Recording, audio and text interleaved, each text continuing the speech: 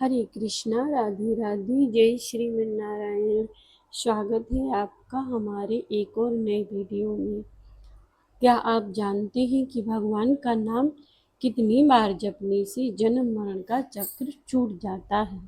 क्या 1 लाख या 10 लाख या 1 करोड़ नाम जपने के बाद मुक्ति मिल जाती है? महर्षि अष्टवक्र ने इस सवाल का उत्तर दिया है। वह आपकी पूरी साधना की दिशा बदल सकता है। तो आइए जानते हैं। बहुत समय पहले मिथिला नगरी में एक ऐसा व्यक्ति रहता था जिसके पास धन की कमी थी, परिवार की कमी नहीं थी और समाज में सम्मान की कोई कमी नहीं थी, लेकिन उसके भीतर एक ऐसा भय था जिसे वह किसी से कह नहीं पाता था। मृत्यु का भय। हर रात जब वह सोने जाता तो उसके मन में एक ही प्रश्न उठता, मैं मरने के बाद कहाँ जाऊंगा? और फिर दूसरा प्रश्न उससे भी अधिक भयानक होकर सामने आता, अगर मेरा जन्म फिर हुआ तो क्या मुझे वह दुखी, वही मोह, वही संघर्ष और वही मृत्यु झेलनी पड़ेगी? उस व्यक्ति का नाम था सोमदत्त। एक दिन उसने सुना कि राजा जनक के दरबार में महर्षि अष्टवक्र विराजमान हैं। लोग कहते हैं कि अष्टवक्र केवल शास्त्रों की बात नहीं करते, वे मनुष्य को उसके भीतर छिपे उस सत्य का दर्शन कराते हैं जिसे जान लेने के बाद मृत्यु का भी भय अपना प्रभाव खो देता है। सोमदत्त उसी क्षण राजमहल की ओर चल पड़ा। राजा जनक के दरबार में उस समय गहरी शांति थी। अष्टवक्र शांत भाव से बैठे थे। राजा जनक उनके सामने विनम्र होकर बैठे थे।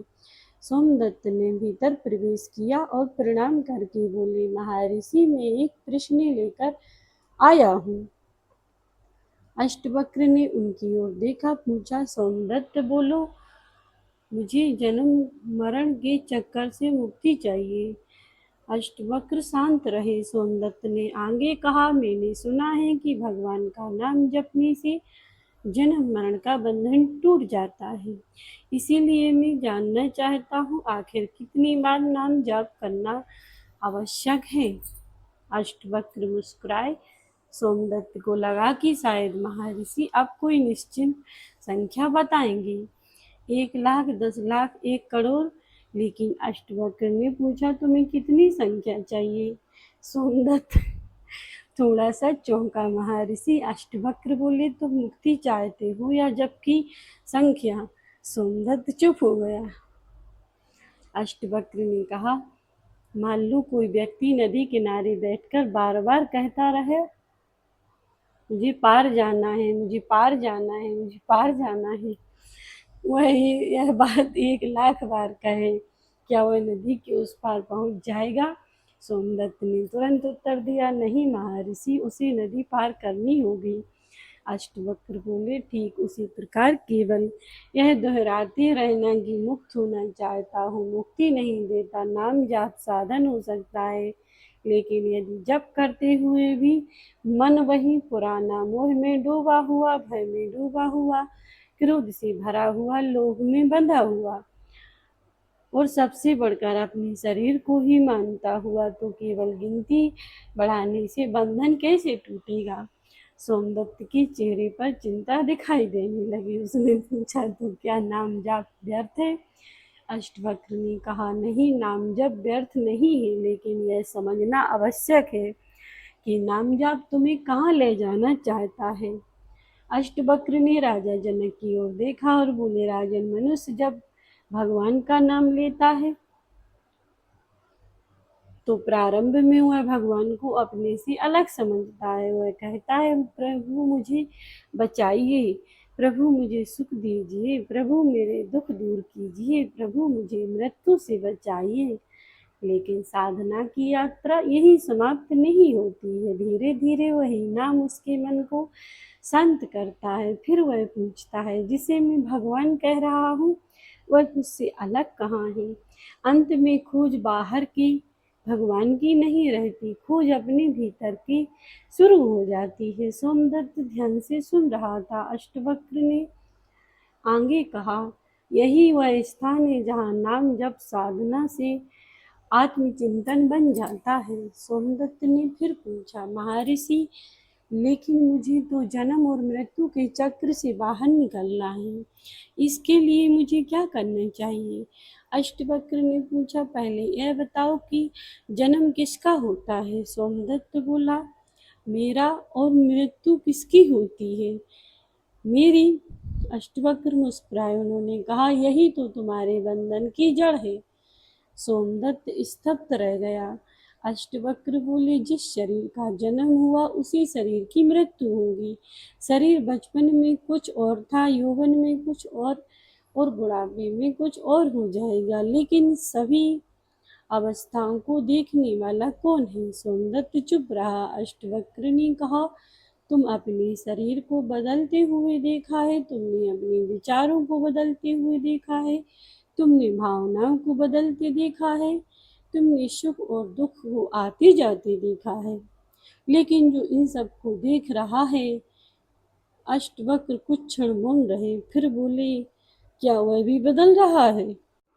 सोमदत्त के भीतर जैसे कुछ टूटने लगा। उस रात सोमदत्त राजमहल से बाहर लौट रहा था। उसके हाथ में उसकी माला थी।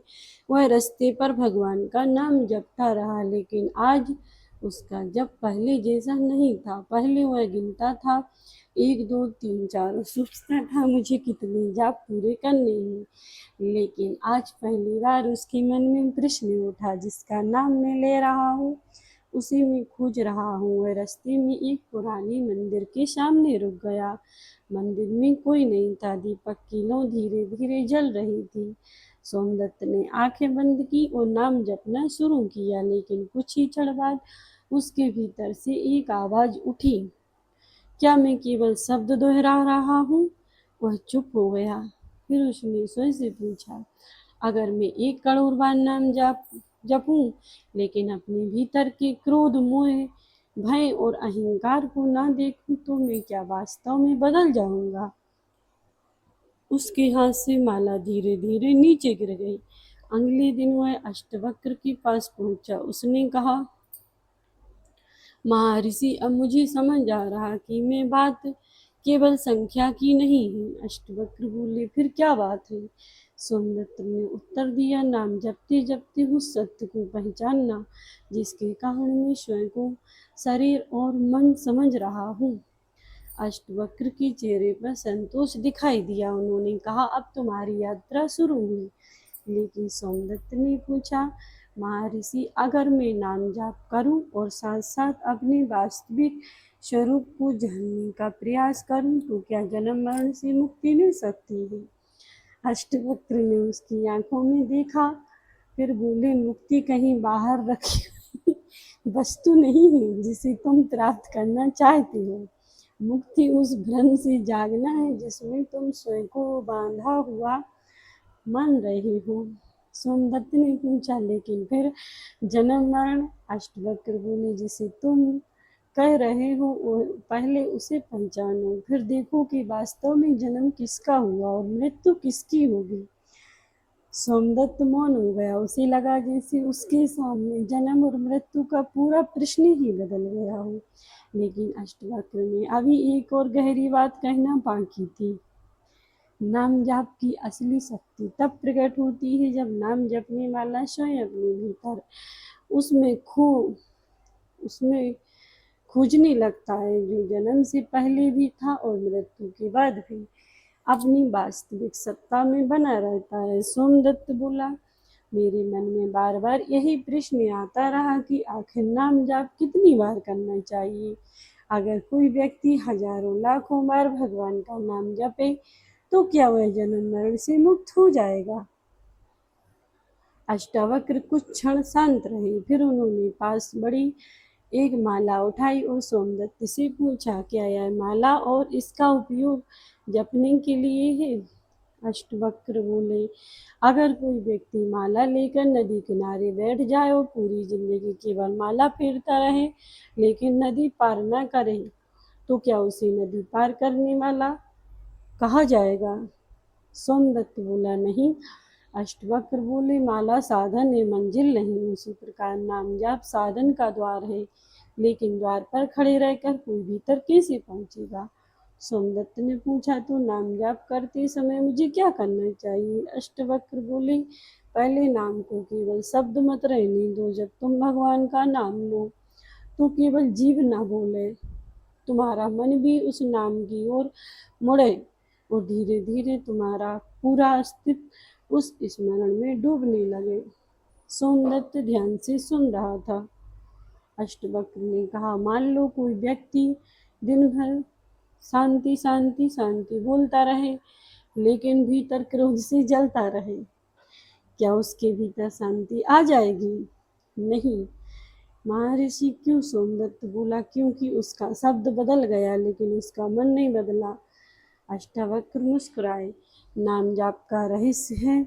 अष्टावक्र बोले, मनुष्य का मन बाहर की वस्तुओं में उलझा हुआ है। उसे धन चाहिए, उसे सम्मान चाहिए, उसे परिवार में अपनी इच्छा पूरी करवानी है, उसे भविष्य की चिंता है, उसे मृत्यु का भय है, और इन सब के बीच वह स्वयं को भूल गया है। नाम जाप का पहला काम है मन को बार बार बाहर से भीतर की ओर लौट आना।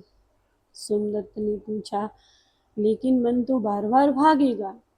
अष्टवक्र बोले, मन का भागना ही तुम्हारी साधना का अवसर है। जब मन भटके उसे देखकर फिर नाम में लौटा दो, फिर भटके फिर लौटा दो, 1000 बार भटके 1000 बार लौटा दो।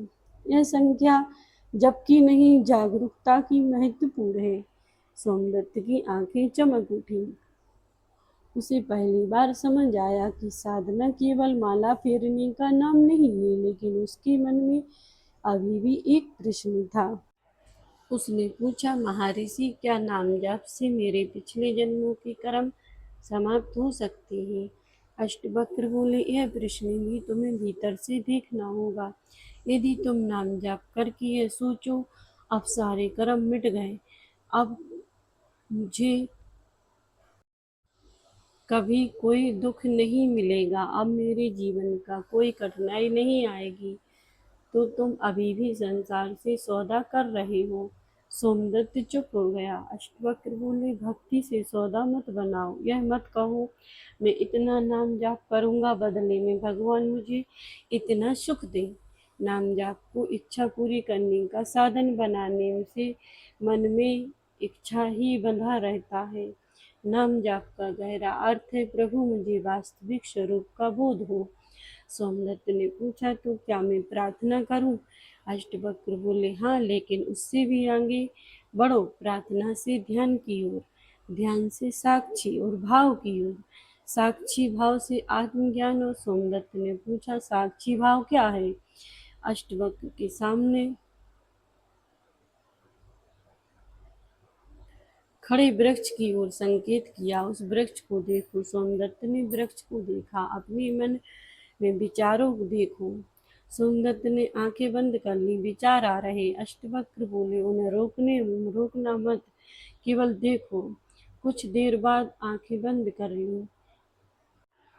फिर सोमदत्त बोला, विचार आते हैं और चले जाते हैं, भावनाएं भी आती हैं और चली जाती हैं, शरीर यह भी बदल रहा है। अष्टवक्र ने पूछा, लेकिन जो इन सबको देख रहा है वह कहाँ जा रहा है? सोमदत्त मौन हो गया। उस क्षण उसने अपने भीतर एक अजीब शांति का अनुभव हुआ। न कोई विचार रोकना था, न कोई विचार पकड़ना था, बस देखना था। अष्टवक्र बोले, यही देखना धीरे धीरे तुम्हें उस सत्य के पास ले जाता है जिसे शब्दों से नहीं पकड़ा जा सकता। तुम कहते हो, मेरा शरीर, मेरा मन, मेरे विचार, मेरा दुख, मेरा सुख, तो फिर पूछो, मेरा कहना वाला कौन है? सोमदत्त की सांसें जैसे थम गईं। सोमदत्त ने फिर अपनी सबसे पुरानी जिज्ञासा सामने रखी, महर्षि, क्या कोई एक नाम चुनकर जीवन भर उसका जाप करना चाहिए? अष्टवक्र बोले, जिस नाम में तुम्हारा मन श्रद्धा से टिकता है उसका स्मरण करो, लेकिन यह मत समझो कि कोई विशेष संख्या तक पहुँचते ही मुक्ति तुम्हारे सामने खड़ी मिल जाएगी। एक व्यक्ति 10 माला जपे और भीतर से जाग जाए, दूसरा व्यक्ति 1000 माला जपे फिर भी अहंकार में रहे। इसीलिए प्रश्न केवल यह नहीं कि मैंने कितनी बार नाम लिया, प्रश्न यह है, नाम लेते लेते मैंने कितना बदल गया। सोमदत्त की आंखें झुक गईं। उसे अपना पूरा जीवन याद आने लगा। वह पूजा करता था लेकिन क्रोध भी करता था। वह नाम जपता था लेकिन दूसरों से ईर्ष्या भी करता था। वह मंदिर जाता था लेकिन घर आकर छोटी सी बात पर भी परिवार से झगड़ता था। उसने धीरे से कहा, महर्षि, अब मुझे लगता है कि मैं इतने वर्षों से नाम जप रहा था लेकिन नाम के अर्थ को नहीं जी रहा था। अष्टवक्र बोले, यही जागृति तुम्हारे लिए जप की संख्या से सबसे बड़ी उपलब्धि है। उस दिन सोमदत्त ने अपनी साधना बदल दी। अब वह माला लेकर बैठता तो पहले मन को शांत करता, फिर नाम का स्मरण करता, लेकिन जब मन भटकता तो स्वयं का दोष नहीं देता, वह बस देखता और वापस नाम में लौट आता। धीरे धीरे उसके भीतर परिवर्तन होने लगा। जिस व्यक्ति को पहले छोटी सी बात पर क्रोध आता था, अब वह क्रोध का उठते ही हुए देख लेता है। जिसे अपमान सहन नहीं होता था, अब वह अपने भीतर उठती प्रतिक्रिया को पहचानने लगा। जिससे मृत्यु डर लगता था, अब वह स्वयं से पूछने लगा, मृत्यु शरीर की होगी, लेकिन क्या मैं केवल शरीर हूँ? एक दिन उसके पिता का निधन हो गया। पूरा घर शोक में डूबा। सोमदत्त भी रोया, लेकिन उसके भीतर एक नई समझ जन्म ले चुकी थी। उसने पहली बार मृत्यु को केवल अंत के रूप में नहीं देखा। उसने सोचा, जिसे मैं अपना पिता कहता था वह शरीर मेरे सामने है, लेकिन जिसे मैं अपना पिता कहता था वह केवल यह शरीर तो नहीं था। उसकी आंखों से आंसू बहते रहे, लेकिन भीतर कहीं एक साक्षी शांत था। कुछ दिनों बाद वह फिर अष्टावक्र के पास पहुंचा। उसने कहा, महर्षि, अब मैं समझने लगा हूँ कि नाम जाप मन को बदलता है, लेकिन एक बात अभी भी समझ नहीं आई। क्या अगर अंतिम लक्ष्य आत्मा को जानना है तो फिर नाम जाप करना चाहिए? अष्टवक्र मुस्कुराए।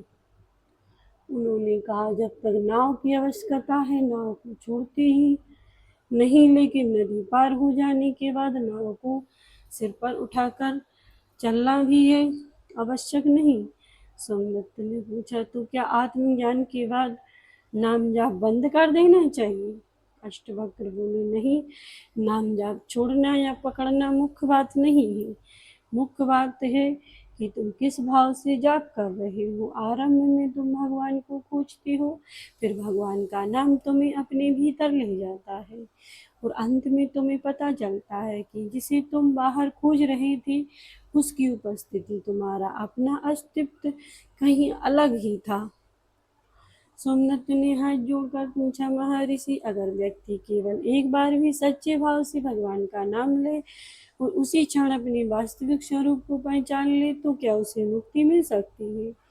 अष्टवक्र बोले, मुक्ति की जबकि संख्या से मत मापो। एक क्षण का सच्चा जागरण बहुत गहरा हो सकता है, लेकिन यह भी मत सोचो कि मैंने एक बार नाम लिया इसलिए अब मुझे कुछ करने की आवश्यकता नहीं है। साधना को प्रदर्शन मत बनाओ, नाम को जीवन में उतारो। अपने व्यवहार को देखो, अपने अहंकार को देखो, अपनी इच्छाओं को देखो, अपने भय को देखो, और बार बार अपने भीतर लौटो। फिर अष्टवक्र ने कहा, जब नाम तुम्हें उस मौन तक पहुंचा दे जहां नाम लेने वाला भी शांत हो जाए, तब समझना कि तुमने नाम का रहस्य छू लिया। सोमदत्त ने पूछा, तब अष्टवक्र बोले, तब तुम पूछोगे कि मैं किससे मुक्ति मांग रहा था? सोमदत्त स्थिर रह गया। अष्टवक्र बोले, जो स्वयं को शरीर मानता है वही कहता है मैं जन्मा, वही कहता है मैं मरूंगा, वही कहता है मुझे मुक्ति चाहिए। लेकिन जब वह व्यक्ति अपने वास्तविक स्वरूप को पहचानने लगता है, उसे दिखाई देता है कि जिस सत्य को वह बाहर खोज रहा था उसकी उपस्थिति उसके अस्तित्व में कहीं अनुपस्थिति ही थी ही नहीं। उस दिन सोमदत्त ने अपनी माला उठाई। उसने आंखें बंद की, धीरे धीरे नाम का स्मरण किया, 1 2 3, लेकिन कुछ समय बाद उसने गिनती छोड़ दी। अब वह केवल नाम में था। फिर नाम धीरे धीरे शांत हो गया। मन शांत हुआ, विचार आए और चले गए। सांस आती जाती रही, शरीर वहीं बैठा रहा, लेकिन उसके भीतर एक गहरी अनुभूति उठी। मैं उन बदलती हुई वस्तुओं का साक्षी हूँ। उसने आंखें खोली। उसकी आंखों में आंसू थे, लेकिन इस बार दुख के आंसू नहीं थे। वह समझ चुका था, मुक्ति कोई दूर का लोक नहीं है जिसे केवल जप की गिनती पूरी करके प्राप्त किया जाए। नाम जप मन को शुद्ध और एकाग्र करने का शक्तिशाली साधन हो सकता है, लेकिन अष्टवक्र की दृष्टि में अंतिम सत्य है अपने वास्तविक स्वरूप को पहचानना। और इसीलिए प्रश्न यह नहीं कि मैं कितनी बार नाम जपा, बल्कि प्रश्न यह है कि नाम जपते जपते क्या मैं उसको पहचान पाया जो हर अनुभव का साक्षी है। यही जन्म मरण के रहस्य का पहला और वास्तविक कदम है। और जो इस जन्म मरण के रहस्य को जान लेता है, उसको तो जीते जी ही मुक्ति प्राप्त हो जाती है। तो यह कथा अष्टवक्र ज्ञान गीता की है। आपको कैसी लगी कमेंट करके ज़रूर बताइए। वीडियो अच्छी लगी हो तो लाइक करके चैनल को सब्सक्राइब जरूर कर लेना और बने रहिए हमारे साथ ऐसी ही धार्मिक और रोचक कथाओं के लिए। हम ऐसी ही धार्मिक कथाएं लेकर आते रहते हैं। तो जो भी चैनल पर नए हो, चैनल को सब्सक्राइब करके बेल आइकन को ऑन ज़रूर कर देना, ताकि मैं जो भी जानकारी लेकर आऊँ उसकी सबसे पहले नोटिफिकेशन आपके पास पहुँचे। जानकारी अच्छी लगी हो तो कमेंट में राधे राधे लिखना ना भूलें। नीचे एक हाइप का बटन दिया रहता है, उसे हाइप ज़रूर कर दें। सभी भक्तों को जय श्री कृष्णा, राधे राधे।